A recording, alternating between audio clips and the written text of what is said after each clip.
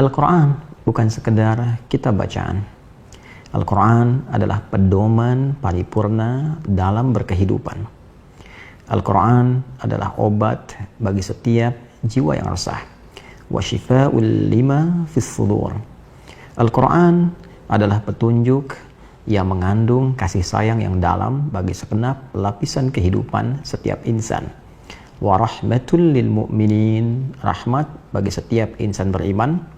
Rahmatan lil alamin, diajarkan oleh Rasul yang membawa kasih bagi segenap semesta alam.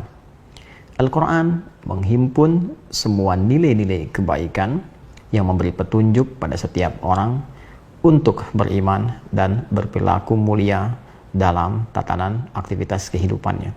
Inna hadzal Qur'ana yahdi lillati hiya aqwam wa yubashshirul mu'minina alladhina ya'maluna as-salihati anna lahum ajran kabira.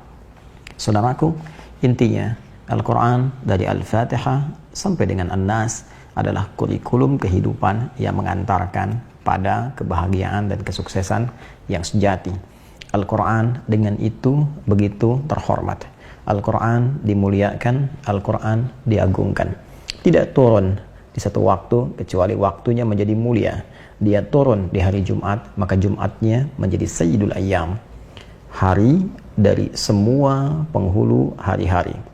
Dia turun di satu malam, malamnya penuh dengan anugerah kemuliaan, disebut dengan malam Al-Qadar. Inna anzalnahu fi lailatul qadar. Malamnya penuh dengan keberkahan. Inna anzalnahu fi lailatin mubarakah. Al-Quran diturunkan di satu bulan, bulannya menjadi mulia. Syahrul Ramadan alladzi unzila fihi al-Quran. Al-Quran diturunkan melalui malaikat Jibril. Malaikat naik status menjadi Sayyidul Malaikah, pemimpin para malaikat. Al-Quran diturunkan pada sosok mulia, dan dengan Quran itu bertambah kemuliaan dan keistimewaannya di hadapan Allah, meninggalkan segala jenis keteladanan bagi semua manusia. Sosok Nabi Agung Muhammad SAW. Al-Quran turun di Mekah, Mekah penuh dengan berkah.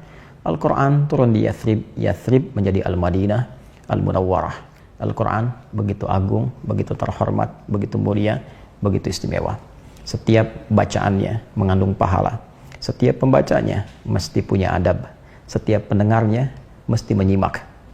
Bahkan ketika dibacakan pun khusyuk, menyimak, merenungi, dan berusaha mengamalkan petunjuk-petunjuknya. Wa idza quri'al Qur'anu fastami'u lahu wa ansitu. Dan jika dibacakan Al-Quran, maka dengarkan dengan fokus, diam, renungi. La'allakum turhamun, agar kalian mendapatkan rahmat dan pancaran kemuliaannya. Karena itu, setiap orang yang berinteraksi dengan Al-Quran diajarkan tata cara yang beradab dalam membacanya. Dikenal ilmunya dengan tajwid. Ketika dibacakan di hadapan banyak orang, ada adabnya. Bahkan pendengarnya pun bila fokus bisa meningkat keimanannya. Innamal mu'minuna alladzina idza dzukirallahu wajilat qulubuhum wa idza tuliyat 'alaihim ayatuhu zadatuhum imanan wa 'ala rabbihim yatawakkalun. Untuk itu, baik pembaca, penyimak, pendengar diminta oleh Al-Qur'an mengikuti adabnya untuk mendapatkan semua keberkahan dan kemuliaan-kemuliaannya. Bila ada pembaca Al-Qur'an, maka kita dengarkan. Kita hayati, kita renungi, dan kita berusaha pahami untuk kita amalkan isinya. Tidak pantas dan tidak elok memperlakukan pembaca Al-Quran dengan sikap-sikap yang tentunya jauh dari nilai-nilai kemuliaan. Mendengar dengan acuh saja sudah dianggap hal yang kurang baik dalam narasi hadis-hadis Nabi Muhammad SAW. Menyalahi ketentuan Al-Quran, fastami'u lahu wa ansitu, dengarkan, fokus, diam, renungi. Maka apabila ada yang lebih daripada itu, kiranya patut untuk diperbaiki. Membaca Quran bukan untuk disawer. Membaca Quran bukan untuk diteriaki. Membaca Quran untuk dihormati, didengar, direnungi. Mungkin ada yang belum mengetahui, bukan karena ingin berlaku dengan sengaja. Maka dari ketidaktahuan ini, kita semua turut berbagi, mendoakan, melembutkan hati untuk kembali memperlakukan adab Al-Quran sesuai dengan kepantasannya. Mungkin di tempat lain, seperti di Pakistan atau negara lain, memberikan satu apresiasi berupa saweran tertentu dianggap sebagai bagian dari tradisi. Namun, tradisi dari satu tempat tidak harus sama dengan tempat lain.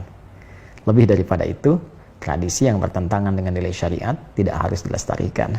Tapi juga dengan itu kita berbagi pengetahuan, tidak harus mencela orang lain. Kita mendoakan, meluruskan dengan cara yang benar, melembutkan hati kita, dan semua punya peluang untuk menjadi soleh di hadapan Allah Subhanahu wa Ta'ala.